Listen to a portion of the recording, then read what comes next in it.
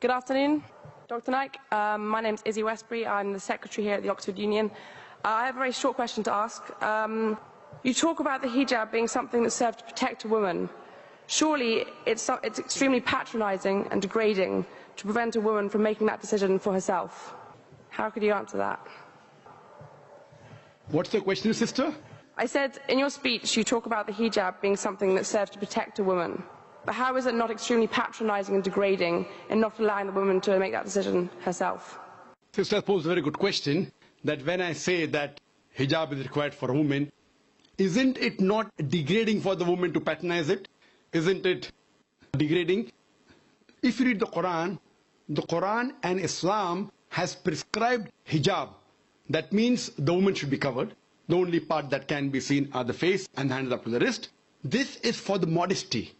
And it is not only mentioned in the Quran, it is also mentioned in the Bible. If you read the Bible in the 1 Timothy, chapter number 2, verse number 9, it says that women should be dressed up with shamefacedness. They should be dressed up with sobriety and should not wear braided hair or gold or pearls. It's further mentioned in the 1 Corinthians, chapter number 11, verse number 5, 6. The woman that does not cover her head, then she dishonors her head. Her head should be shaved off. Anyway, I don't agree with this. I'm just quoting you from the Bible.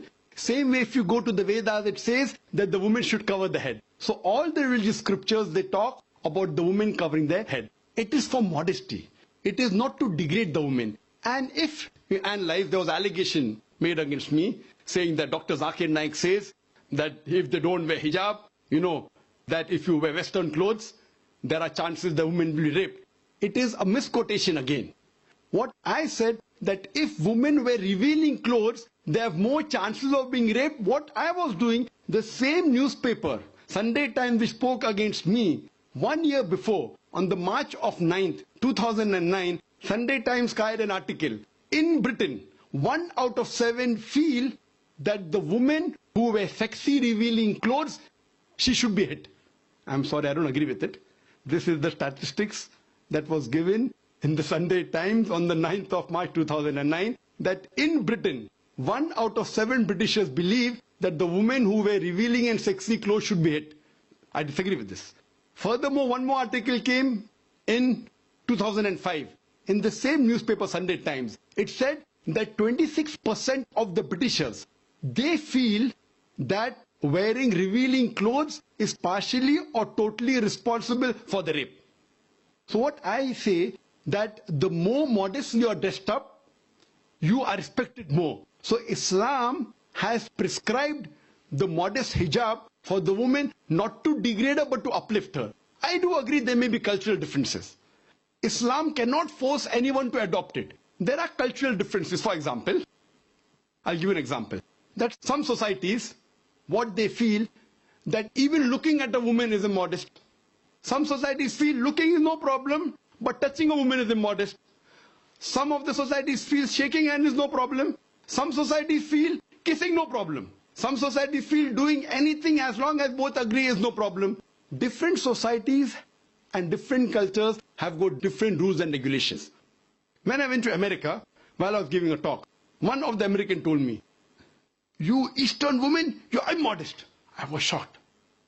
So I said, "Why do you call the Eastern woman immodest?" He told me, "You Eastern women, you expose your belly." So in America and Western country, exposing belly is immodesty. In India, exposing belly is not immodesty, wearing shorts is immodesty. So what I've realized, sister, there's different culture, there's different system. Islam cannot force anyone to adopt. It's clearly mentioned in the Quran in Surah Baqarah, chapter number 2, verse number 256, La ikrah fid din, there is no compulsion in religion. But if some women want to adopt the hijab because they feel modest and they feel respected, I feel no other woman should disagree. And when I've been to UK, I've seen hundreds and thousands of women who do cover their hair and who feel that they are uplifted because of this modesty. Hope that answers the question.